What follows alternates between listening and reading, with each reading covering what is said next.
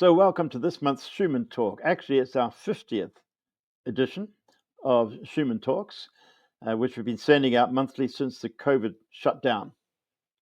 Schuman Talks discuss issues that we face in Europe today in the light of Robert Schuman's vision for Europe to become a community of peoples deeply rooted in Christian values.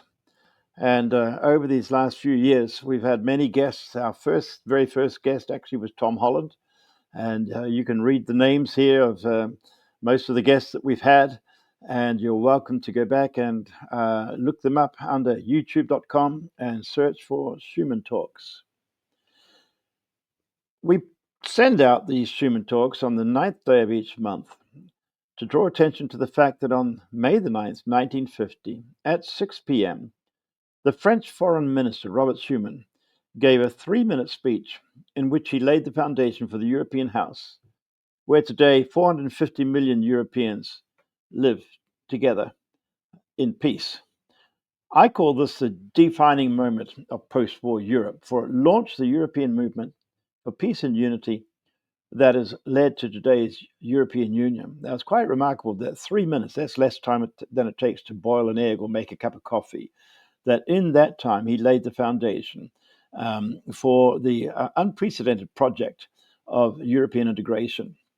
And that movement was rooted in forgiveness and reconciliation with former enemies based on Christian values. Now, our guest today is an author who writes about the Christian movement that he believes is threatening American democracy.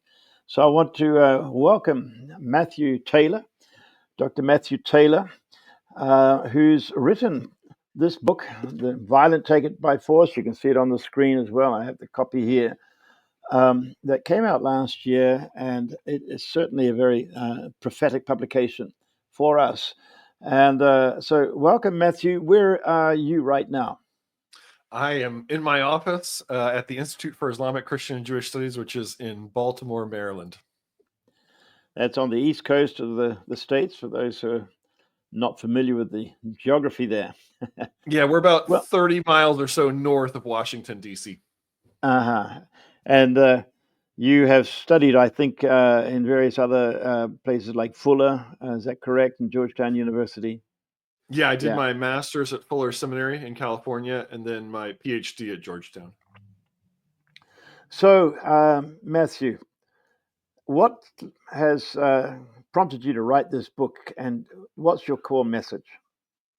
Well, my work is really, my day-to-day work is much more around interreligious dialogue and challenging religious bias and bigotry. My institute, we work on anti-Semitism and Islamophobia and Christian nationalism, and I experienced the attack on our Capitol on January 6th, much like a sort of 9/11 type event for American evangelicalism. My first book is about the impact of 9/11 on the American Muslim community, and particularly the movement of Salafis in the US, the so-called radical Islam.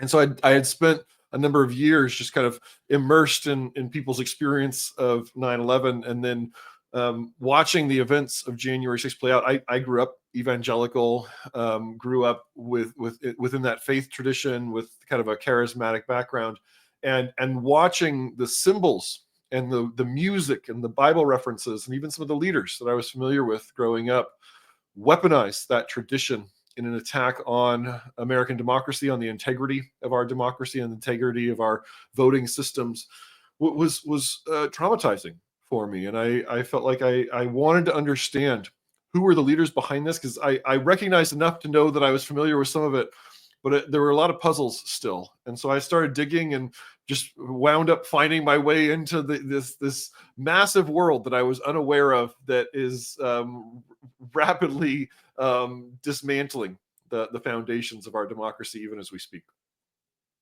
Well, take us through what your argument in the book, where you break down, particularly, evangelical Christianity, and you've got a diagram there of a number of concentric circles, or I guess they're ovals.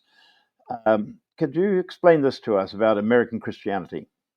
Yeah, the movement that I am tracking is a set of leadership networks called the New Apostolic Reformation, or NAR. But I use this diagram to try to contextualize and situate them within this broader world of American Christianity, because it can be difficult.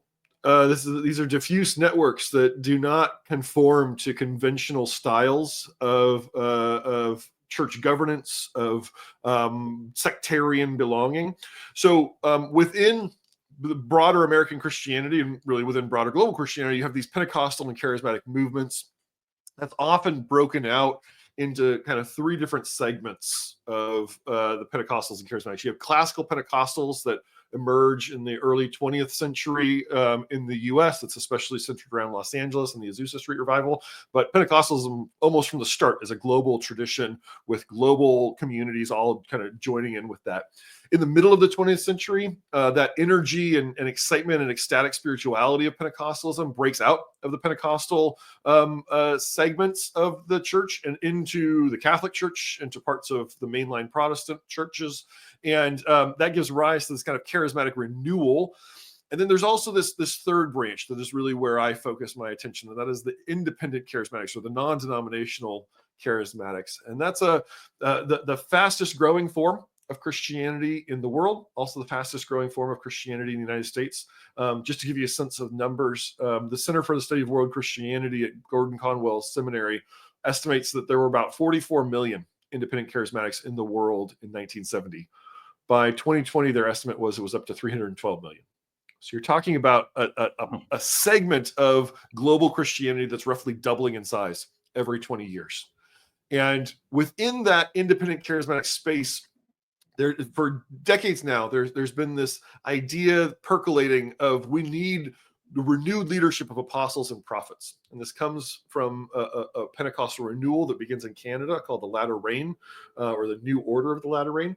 But the idea is, and they're especially focused on Ephesians chapter 4, and the hope is that the Holy Spirit would renew the offices or the functions of apostles and prophets, these kind of ancient forms of leadership. And this gives rise to an entire burgeoning global movement called the Apostolic and Prophetic Movement. And the New Apostolic Reformation is one very influential and very controversial set of networks that begins here in the United States. That's a part of that Apostolic and Prophetic Movement. It's not coterminous with it. There are Apostolic and Prophetic groups that are not tied to the NAR, but the NAR is very, very influential in that space, especially in the United States. And the NAR leaders are celebrities in these kind of charismatic circles. And the NAR leaders, I argue in the book, were the theological architects, both of Christian Trumpism and of the January 6th Capitol riot. Well, perhaps it's good if we see your other diagram where you've got these four quadrants, where you talk about charismatic, non-charismatic, denominational, non-denominational. Can you explain that one? Yeah, I came up with this model just because charismatics are hard to track if you're trying to understand them from surveys or from conventional models. Because as I was just kind of talking about, right, these Pentecostal charismatic styles of spirituality, they kind of don't fit into the neat buckets that we tend to think of. Oh, these are the historically Black Protestants. These are the evangelicals. These are the mainline Protestants. These are the Catholics. The Pentecostals and charismatics kind of flow among all of those different forms. So basically the model that I'm presenting here is there's two axes, right? There's, are they denominational or not? And this applies to leaders, movements, churches, however you want to characterize it. And then, are they charismatic or not? And again, when we say charismatic, I'm sure you know this, Jeff, but for those who might not be as familiar with the terminology, that word exists in our conventional vocabulary today as kind of having a magnetic or attractive personality, a compelling personality. But in formal Christian terms, to be charismatic is to participate in a style of spirituality. And that spirituality is built around trying to recapture the supernatural ethos of the early church, the supernatural dimensions of the early church. And in the New Testament, sometimes the authors of the New Testament will refer to the charismata, the gifts or the graces of God that are given to the church in order to serve the church and serve the world. And today, charismatics are those Christians who are trying to access the more supernatural of those gifts, things like speaking in tongues, things like miracles, things like sometimes even blessings of prosperity get integrated into some of this charismatic spirituality, things like modern day prophecy, right? So that's kind of the differentiation. So the first quadrant, as you can see, is where you have denominational belonging, but non-charismatic spirituality, and that is where most Christians in the United States still would be located. That's where most Catholics are. Classical evangelicals, groups like the Southern Baptists, most mainline Protestants fit in that, and a lot of historically Black Protestants are within that space. The second quadrant, the top right corner, is the non-charismatic and non-denominational. And these are the more kind of traditional non-denominational Protestants in the U.S. Often they'll be labeled Bible churches or community churches, kind of detached from denominations, not particularly invested in kind of charismatic belonging. The third quadrant is where we would find the Pentecostals and these charismatic Catholics. It's where you have the intersection of charismatic spirituality and denominational belonging, right? And also these charismatic mainline Protestants who are still, there's small pockets of them in the U.S., so it's a much smaller movement than it was in, say, the 60s or 70s today. And then the fourth You could quadrant be talking about Assemblies of God, for example. Yeah, so Assemblies of God is one of the major Pentecostal Foursquare. denominations. Yeah. Mm-hmm. Yep, Yeah. yep. And also the Church of God in Christ is the major African-American Pentecostal denomination in the U.S. And then this fourth quadrant is where all the action of my book takes place. That's where we find that space where you have that charismatic identity mixed with this non-denominational governance, and in there's all kinds of sub-movements. This is it's an amorphous space, right? Because it's not structured by denominations. It's not really structured by institutions at all. And you have the Word of Faith movement, this apostolic and prophetic movement that I was just describing. The New Apostolic Reformation fits within that. And we also have Messianic Judaism is another one of these major movements. You have a lot of mega churches and independent churches all kind of functioning in this independent charismatic space. Now, the significant factor of the non-denominational is that there's no real accountability, a kind of a discipline within the denomination. They answer to God directly, as it were.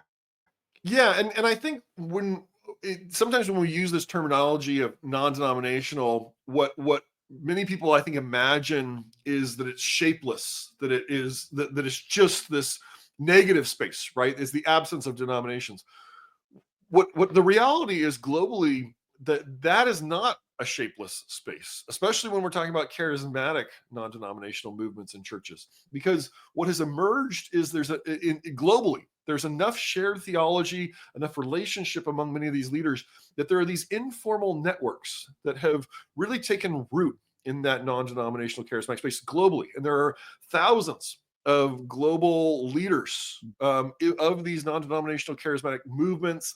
They're often kind of celebrities in their own contexts within their kind of niche cultures, and they interact with each other. And so I would estimate that if you picked any two of these non-denominational charismatic leaders globally, there's probably just 2 or 3 degrees of separation between them, just because there's such a highly networked and interrelated set of leaders who are there. And the reality, they speak at the same conferences. They show up, they hang out in the same green rooms on televangelism shows. And so it becomes this space where it's these informal relational networks among the leaders that really structure things.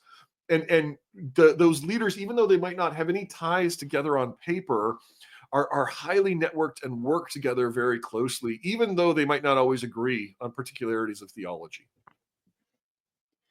Well, tell us then, how did this develop? And you might have to name some names so that people know who you're talking about. How did the New Apostolic Reformation develop? Yeah. So the New Apostolic Reformation was really it was a concept, an idea kind of created by a Fuller Theological Seminary professor named C. Peter Wagner. And Peter Wagner himself was an expert in church growth, which was a kind of faddish evangelical theological movement of the 1970s and 1980s. And the idea of church growth was that you could take the data of the social sciences, the hard data, the empirical data of the social sciences, apply it to evangelical theology and produce growth. This was a part of what evangelicals would call missiology. right? Part of the missional thinking of the church, the study of the world missions. And Wagner was very influential in these church growth circles and helping to pioneer these theories that gave rise to much of the megachurch movement that we see around the world today. But in the 1980s, Wagner became fixated with these independent charismatics, and he came to believe that they were the future growth edge of the church. And he started hanging out with a number of these leaders in the late 80s and early 90s, heard about these ideas of apostles and prophets, came to believe through prophecies that he received that he was one of these latter-day apostles, that he had the special destiny to lead a global renewal in the church. And so he helps coin this term New Apostolic Reformation to describe this movement that he's trying to help foster. And he winds up retiring from Fuller Theological Seminary in 1999 to begin building a set of networks of these apostles and prophets. And over time, hundreds of American pastors and kind of fledgling apostles and prophets join these New Apostolic Reformation networks under Wagner. They're very informal networks. Many of them were housed under his own nonprofit, so they don't have a huge institutional footprint, but they're very, very influential within that independent charismatic sector in the United States. Many of the Wagner's inner circle become celebrities in charismatic media in the United States. And around the early 2000s, a leader comes into these networks named Lance Wallnau. And Wallnau himself is steeped in some of these latter rain apostle and prophet ideas, but Wallnau also claims that he has a prophecy, and the prophecy is called the Seven Mountain Mandate.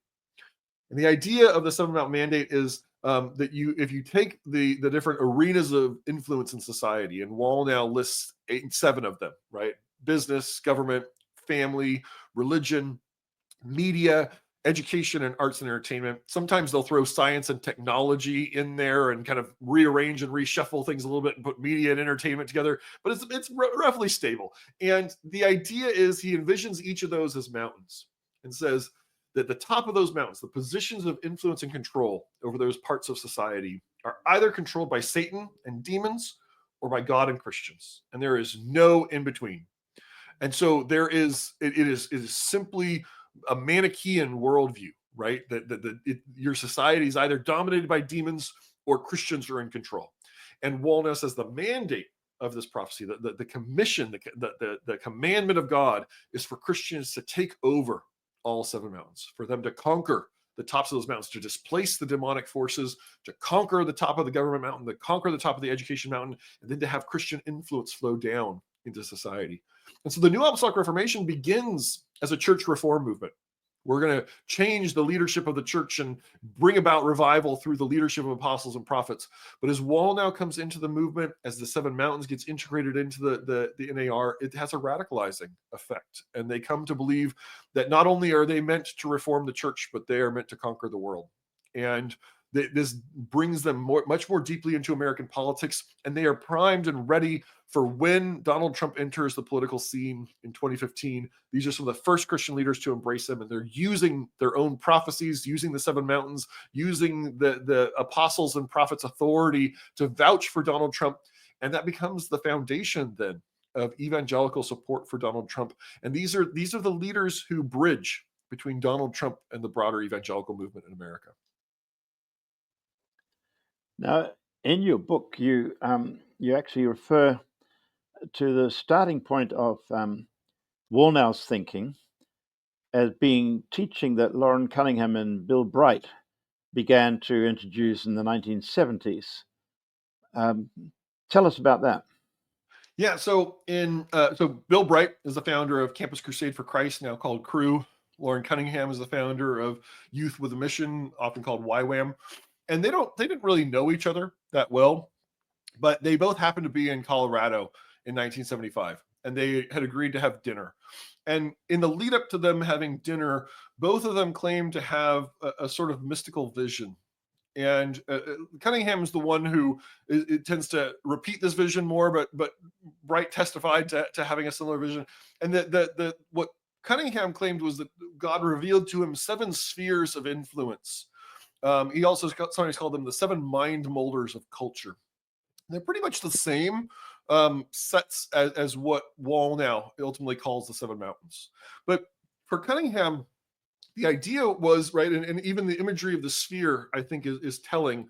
The idea was that Christians shouldn't just hang out in the church sphere, in the religion sphere. Christians should go and influence all of society. Christians should go and be a part of business, the business world. Christians should go and be a part of the entertainment industry. Christians should go and be a part of government and influence that, right? And a sphere, importantly, is non-directional, right? There's no way to kind of take over a sphere from the top, because the top of the sphere could be anywhere, right? And so I think Cunningham and Bright's idea worked pretty well with the model of the religious right in the 1980s and 1990s, right? It was sort of a grassroots evangelization of society. The idea, to use the term of Jerry Falwell's organization, the Christians are the moral majority, and if we just begin to exercise our demographic power through the mechanisms of democracy, we can influence American society and Christianize American society. And so what I would say, as far as I can understand it, Cunningham and Bright's impulse was sort of a grassroots up. Christians need to go out into more of society, and from the grassroots up, change society through their influence in all the different spheres of society. Well, Wall now actually meets Cunningham in the year 2000 at a conference and hears about these ideas. And then he claims that he has his own visions and dreams that amplify this, that lead him to this vision of mountains. But even in changing that image from a sphere, a non-directional sphere, into this hierarchical mountain, right, there is this growing aggression and assertion that Christians need to be in control, need to have power over these spaces.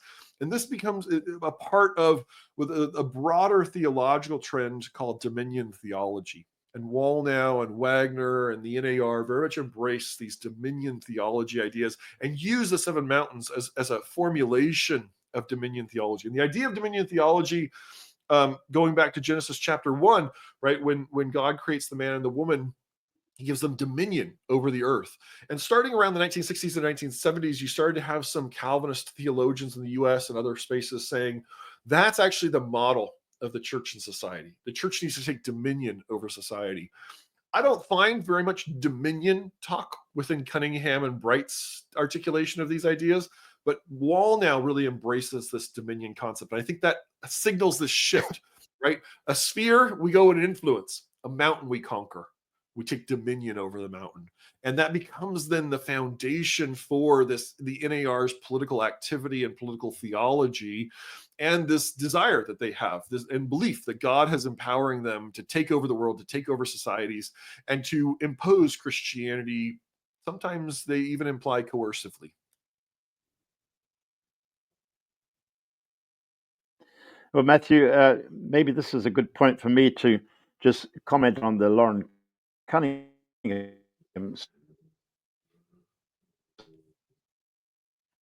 I have tracked with I was 17, and I was there in Chichester, England, when Lauren, for the very first time, told about this understanding he felt he was receiving from God concerning what he called then the classrooms or mind molders. I still have my original notes from that time where he talked about six. He didn't mention economics. And there was some discussion sometime later where it was his cousin who said, "Oh, well, I reckon business should be involved in there." And Lauren said, "Well, yeah, God knew we weren't ready for that," although he'd been talking about politics. However, and Bill Bright actually, he wrote a book about it called Kingdoms at War, and in which his number was 9. However, over years, this has become a little bit mythologized into both groups having 7, and making it sound like, well, it was obvious that God was speaking. It was actually I had come to work with Youth of the Mission in the Netherlands, and the Netherlands was a nation that over the last century had been strongly influenced by the teaching of Abraham Kuyper, who talked about these spheres. He didn't say any specific number of spheres. In fact, he was not he didn't have a consistent model in that sense. But I realized that Lauren, who was coming from a Pentecostal background, had never been exposed to this kind of reformed thinking, but that had been up ever since John Calvin, 500 years ago. And then Cowper had renewed that and given it a fresh jacket, as it were, 100 years ago, 120 years ago. And the way Dutch society is with our education, with our media, with our politics, and so on, strongly influenced by this idea that your worldview is the starting point for your lifestyle. And so, whether you're Catholic or Protestant or a socialist or liberal, you will have a different approach to things. So, indeed, what Lauren was talking about was something to be salt and light, to be yeast, to be a positive influence. It was bottom up. And he often spoke too about the importance of responding in the opposite spirit. So when you said the image got changed to mountain, and the hierarchical implication of a mountain, that was changing the ball game, indeed, significantly. So I'll let you pick it up from there. No, and I think that's actually very important, because what I think what attracted Wagner and Wallenow to these ideas was that they were in some ways bypassing that sort of grassroots approach, right? They in already in the NAR very early on, they were very antithetical to democratic governance in the church, and this is part of their rejection of denominations. In fact, early on, one of the alternate titles that Wagner was toying around with before he lands on calling it the New Apostolic Reformation, his original title was the Post-Denominational Church. And then he had some denominational charismatic leaders, some Pentecostal leaders, come to him and say, "Hey, we want to be a part of this. Quit calling it the Post-Denominational Church, because you're just making us sound like dinosaurs." And so they all adopt the New Apostolic Reformation title, but there's still this antithesis to denominations and to bureaucratic and democratic governance. And part of the idea that Wagner was very enthused about was the idea that these apostles and prophets could carry direct authority from God, and that authority would be lodged within individuals. And so in my book, I actually refer to the model of leadership in the New Apostolic Reformation as a sort of a spiritual oligarchy, right? The apostles and prophets become the new elites of the church, who will guide the church, who hear directly from God, who almost exist on a different plane than the rest of us Christians, because they have direct access to revelation and they have this divine authority, and they have virtually zero accountability, right? I mean, in Wagner's model, the apostles and prophets will all be accountable to each other, and so everything will be okay. But then this leads aside the recognition throughout church history that not only does power corrupt, but absolute power corrupts absolutely. And we have some deep corruption today within these New Apostolic Reformation networks. As this is all getting rolled out, though, in the United States and in the New Apostolic Reformation, really around 2007, 2008. That this is all these pieces are coming together. The New Apostolic Reformation has a great deal of influence. They're rolling out the Seven Mountains. They write a bunch of books about the Seven Mountains, and Wagner writes his book Dominion that comes out in early 2008. And right at that moment, as they are at their peak excitement, this is our program and we're going to be victorious, Sarah Palin enters the scene in American politics. She's the Alaska governor. Sarah Palin Now, was speak to us mentored. about the spiritual warfare dimension, because Sure. sorry, Yeah. So speak to us about the spiritual warfare dimension, because that's where it takes on a new angle. yes, absolutely. So all built into these ideas, right? And you can hear it even in Wallenow talking about the Seven Mountains. There are demons that are in power over societies. And Wagner actually in the 1990s, before he gets into this New Apostolic Reformation stuff, was very, very popular in the spiritual warfare movement. Was helping to guide and lead the spiritual warfare movement.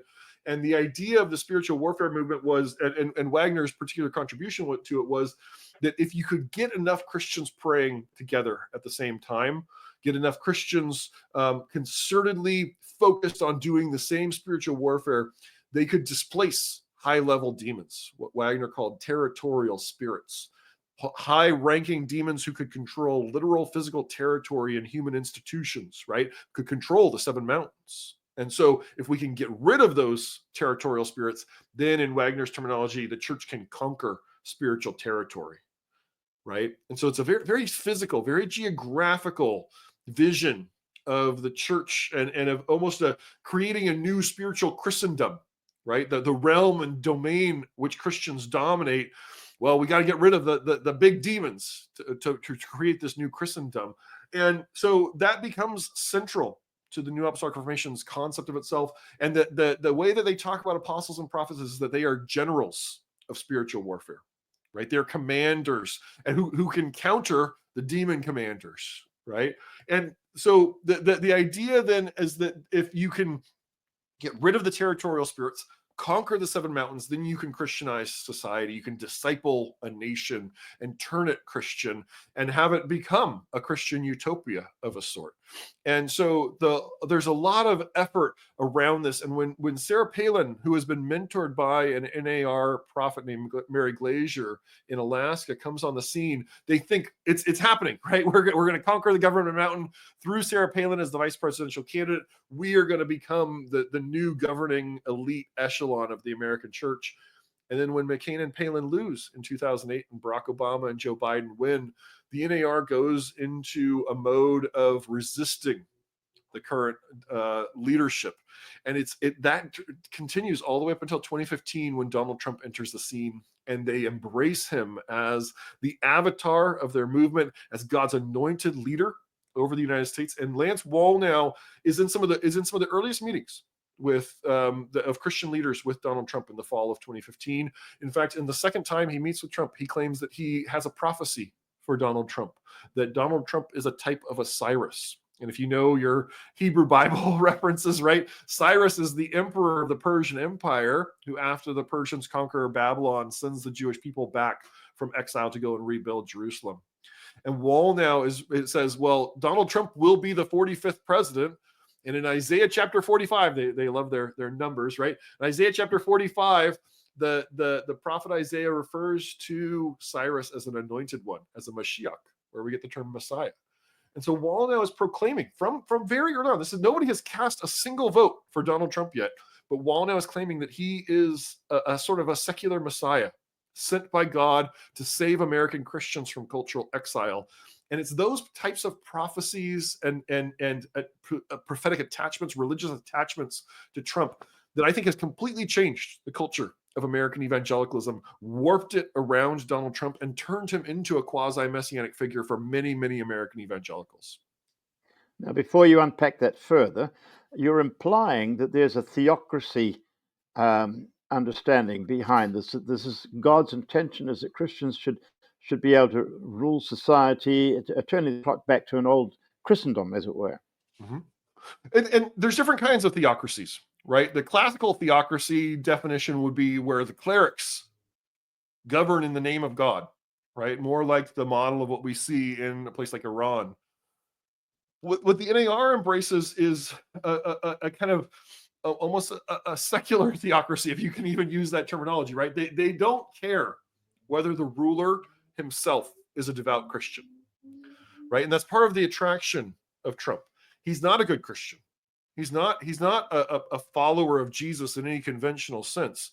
He's a strong man, right? And as long as he can conquer the government mountain on our behalf, he doesn't have to be a good Christian. In fact, Wallnau and some of these other NAR leaders say, we don't want a good, pious, quiet Christian. We need somebody who's more of a bully, because this is a moment where we need a strong man, right? And so you can see how there's a tacit authoritarianism built into their theology, but they'll often object and say, we don't want a theocracy. We don't want to rule. We want to be behind the person who rules. We want to support that person. We want to set them up.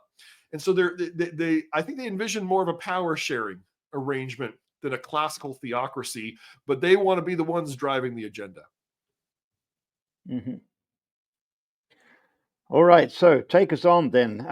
That led us to Trump won, and then when that elections didn't go the way he wanted it, it led to January the 6th. So pick up the story from there. So these prophecies from Wallnau and others that start to attach themselves to Trump really are very early on. I mean, summer and fall of 2015, before anybody has cast any votes for Trump. There already are all these prophecies that are building around Trump. By the time of the 2020 election, there were hundreds of these prophecies about Donald Trump, all from individual charismatic prophets, many of them associated with the NAR, some of them coming out of other charismatic movements. And all of those prophecies were saying in chorus, Donald Trump is destined by God to win the 2020 election, or at least that it is God's will for Donald Trump to win the 2020 election. And so this builds this fever pitch coming into the 2020 election of certainty that this is God's will. We know God's will for this election, and it's for Trump to have a second term. And when Trump loses and then refuses to concede the election, that becomes an opportunity for these prophets. And almost to a person, these prophets say, I'm not recanting my prophecy. God's will is still clear. God wants Donald Trump to have a second term, and we need to do spiritual warfare. We need to fulfill the prophecies. We need to enact the prophecies through spiritual warfare, because there is a satanic, demonic conspiracy that is trying to thwart the will of God and steal this election from Donald Trump. And I'll just note that along this, as this is going on, right, there's this implicit conflation that if Donald Trump is God's candidate, and if Donald Trump's agenda is the agenda of heaven, then to oppose Donald Trump is to oppose God. And some of the NAR leaders are quite explicit in saying this, right? And they're tapping into very deep currents of Christian theology about the divine right of kings that many of us thought were long dead and gone, but suddenly they're back on the table again, right? And so as you have the start of what Trump and his allies call the Stop the Steal campaign, the NAR props up a spiritual warfare campaign to complement that, where they go full court press on all charismatic media, all of their podcasts, all of their televangelism shows to say, we need to fulfill the prophecies. We need to do spiritual warfare. We need to put Trump back in office. This is God's will. We know it's God's will. It's on us to enact it.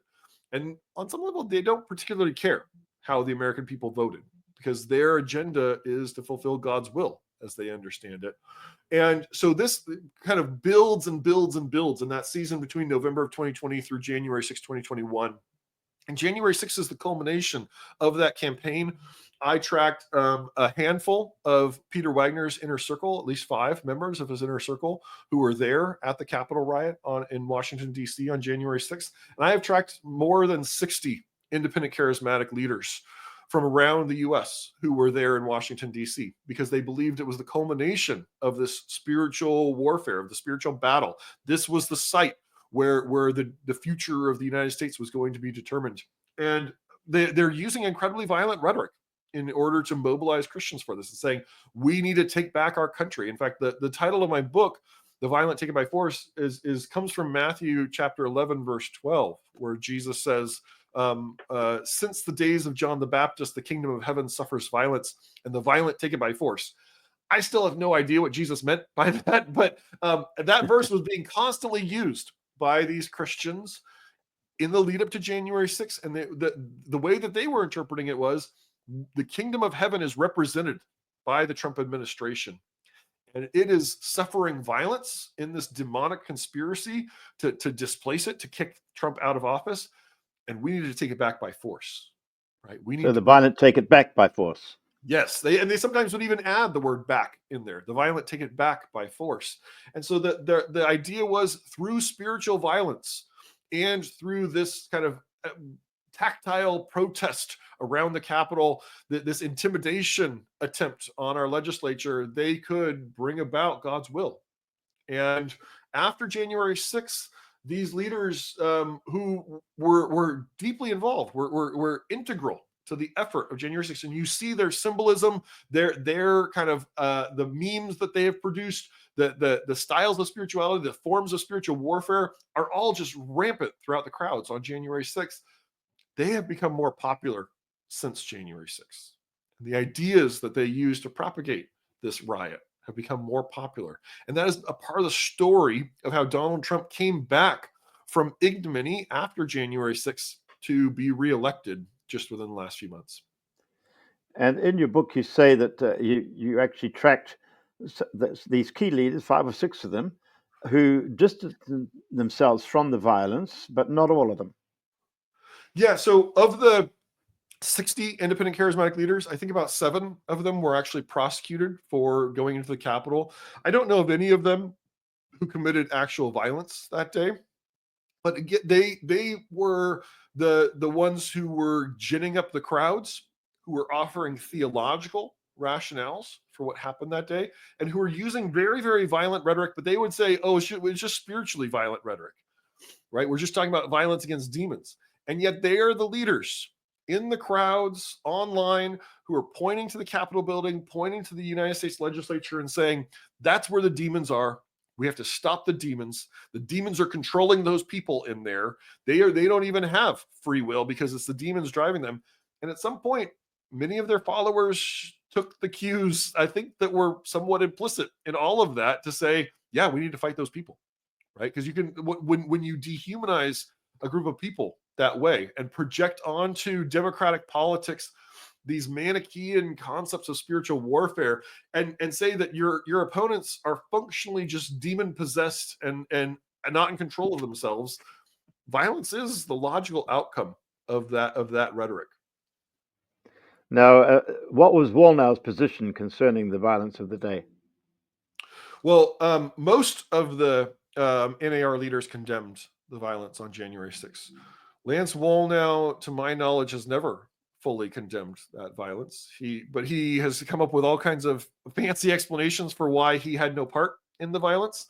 He has claimed that it was actually leftists who were perpetrating the violence, that it was the FBI who was instigating the violence, and has bought into and played around with all these other conspiracy theories that have become extremely popular in the United States on the far right.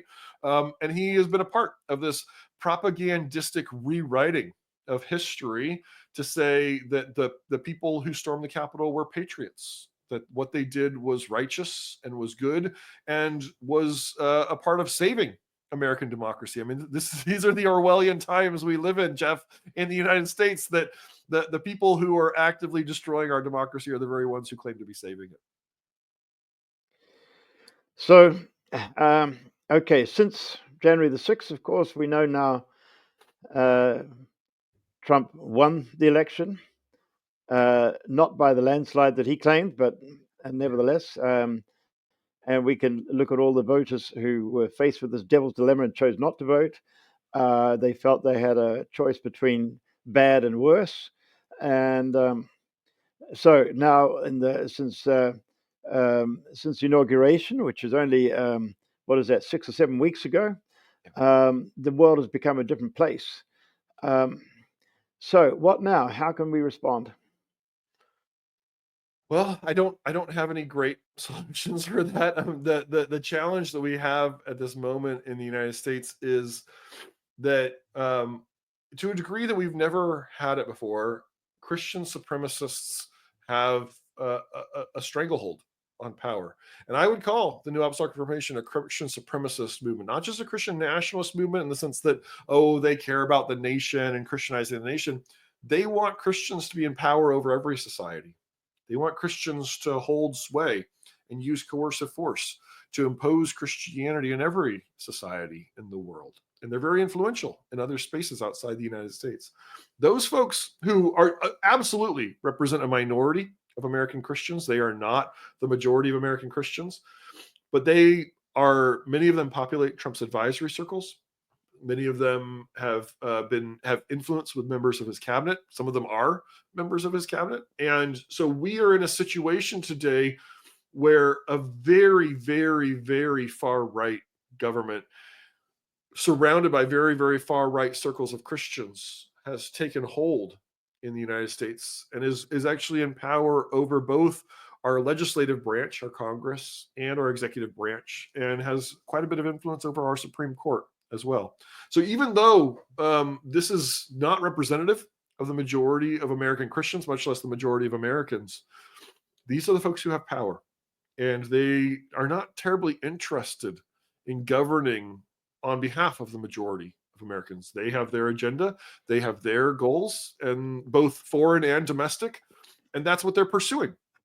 And part of what really deeply worries me about this as well is These leaders, when they first were drawn to and attracted to Donald Trump, saw him as a vehicle for enacting their agenda. They saw him as the kind of leader who could conquer the government mountain on their behalf. And yet, as they've stepped into all these prophecies about Trump, as they have surrounded him with this prophetic aura, and by the way, the assassination attempts on Trump in the lead up to the 2024 election, the two major assassination attempts, very much fed these narratives because people were watching those and said, well, look, Donald Trump turned his head slightly and it saved his life. That must be God's hand of protection. And Trump himself has leaned into that narrative. In his victory night speech in November, he said, God saved me so that I could make America great again. He said the same thing in his inaugural address. He said the same thing in his address to Congress just this last week. And so this has become a part of the mythos of Donald Trump, that he is a figure of divine destiny who, and it's something that he at least is parroting, if not actually believing. That creates a very, very dangerous situation because Donald Trump is no longer the vehicle for them. He is the cause. He is the movement. And they don't criticize him, not even in private. And in fact, what has emerged since January 6th among the independent charismatic celebrity class in the United States is a sort of mafia culture where they can tolerate just about anything theologically. You can say the wildest thing and claim to be a prophet and predict things that are absolutely don't come true. You'll be fine. But if you criticize Donald Trump, they will end your career. And so there are a lot of people who are very fearful right now, including many of these charismatic celebrities, of getting afoul of the Trump administration. It's creating a set of conditions in the United States where Christians feel like they have to be attached to Donald Trump because their leaders are. And those leaders feel worried about breaking with Donald Trump in any way. And so there's this hammerlock between the theology and the political movement that then continues to fuel this radicalization that's going on the far right in the United States. So we're in a very perilous situation right now. I think what we can do is we can help to expose the realities underneath this. The fact is, many American Christians have never heard of the New Apostolic Reformation, have no knowledge that this is going on, would be shocked to know that there are apostles and prophets who surround Donald Trump, because this stuff has not really penetrated the American media, the mainstream news media here. So I think just calling attention to it, helping people to understand the threat of this is very important. I think this is also a time for American Christians of goodwill and good faith to stand up, because the reality is Donald Trump's entire propaganda empire is built on Christian theology. And so that puts a burden, I think an obligation on those of us who also identify as Christians who do not accept that propaganda to speak against it, to stand against it. Because if the propaganda is theological, the response has to be theological. It's not sufficient to say that it's simply anti-democratic. All kinds of people were saying this is anti-democratic in the lead up to this election. Donald Trump still won. Right. And so it's not enough to merely pitch American democracy or liberal values or Enlightenment values or human rights. Christians need to use our theological voices right now to counter this and to speak up and say Christian supremacy itself is a bastardization of the gospel of Jesus Christ. Jesus did not call Christians to think that they were better than the rest of humanity. He called us to be the slaves and the servants of all. He called us to bless the people who persecute us, not to take over society so that we can end them. And so what we're seeing right now is a very, very troubling rollout of the early Trump administration. And I think it's only going to get worse from here. The last paragraph of your book, in your conclusion, you say, what will become of our pluralistic democracy if the NAR's Christian supremacist revival and reformation come to pass? In a way that few of us could have imagined before 2020, that possibility is now becoming distinguishable on the murky horizon. Well, that's actually history now. And I have found myself thinking a lot about the words of Micah 6:8, where he says, He's shown you, O man, what is good. And what does the Lord require of you? To do justly, to love mercy, to walk humbly, And we have to ask ourselves, is justice, mercy, and humility the characteristics of the Trump administration? I think that's a very good test for us to apply to our own lives too, of course. Well, and if you wanted to update that for the New Testament, right? These folks all claim that they are filled with the Spirit of God and that they are exercising the gifts of the Spirit of God. Well, we're also given the fruit of the Spirit of God in the New Testament, right? Love, joy, peace, patience, kindness, goodness, self-control, gentleness. I cannot find a single adjective on that list that I would willingly apply to Donald Trump or many of the Christian leaders who surround him. Right. And so if they are not exhibiting the fruits of the Spirit, if they are not living up to the values of the Hebrew Bible and the New Testament, what are they following? And I think they are following a national prosperity gospel. They are following a nationalistic make America great again gospel that says we want more power, we want more control, and we're going to do whatever it takes to get it. And they will openly denounce Christians like me who try to call them back to the gospel. So I think this is a moment for Christians to stand up against this stuff, to call attention to it, to oppose it. And it's a moment for those of us who love and care about democracy to also stand for it. I've been thinking a lot about one of our founding fathers in the United States is John Adams, one of our first presidents. Towards the end of his career, he wrote in a letter this reflection where he says, this is early 19th century, like 1812, somewhere around there, and says, we have not seen in human history a democracy that has not committed suicide. That there's something about human nature that resists the kind of freedom and liberty and equality that we find in democracy. And I think I wouldn't call John Adams a prophet, but there's something deeply prophetic about that. And I think that's what we're witnessing right now in the United States. And I hope that is a reversible process. I hope that there is a way that we can reconstitute and reform American democracy to make it better than it was before. But I fear that right now the trajectory is in the opposite direction. Yes, I don't think we've ever seen anything like this happen in American history. And Anne Applebaum, in her book called Autocrats Incorporated, gives us a plausible understanding of what has been going on here, that autocrats, the worldwide around, with all sorts of different ideological backgrounds, uh, do what they can. They find an affinity with each other to keep each other in power and to make each other rich. And it seems to me that millions of Christians who have been well meaning, but unfortunately misled, have enabled this to happen. The hope that we go into this Lenten season with is the realization that we reflect on the suffering of Jesus, who himself was betrayed. And we see then the victory that comes after the defeat. We see the resurrection that follows death. And this is what we hope for. I think Augustine had to face this when he saw the fall of Rome. And I think the wartime generation faced this as they saw unbridled German nationalism. Now we're seeing American nationalism that actually is imperialism, Yes. that a great America is now wanting to include Canada, Mexico, Panama, uh, Greenland. Greenland. Well, I don't know if Mexico's in there, but even the Gaza Strip. So Yes. we have never seen anything like this in the whole history of America, and we we've got lots to reflect on as we go into Lent.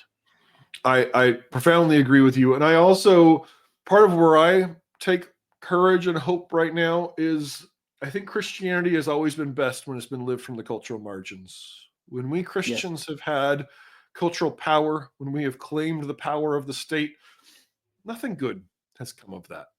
Yeah. What has come of that is crusades and inquisitions and imperialism and colonialism and deep racism as well. And unfortunately, while I find what the New Apostolic Reformation leaders and their cohort are doing reprehensible, it's in line with a lot of Christian history. But I think there have always been witnesses within the Christian tradition as well, people who want the gospel of disempowerment that Jesus preached, who want to live by that and live that out in society. And my hope is that those folks are here too. And I think we need to mobilize a truly prophetic generation that will stand up and speak truth to power. And I'm trying to do as much as possible as I can to help with that. And I'm grateful for groups like yours that are also in that work. Yes, the end goal is not the survival of American society or European society.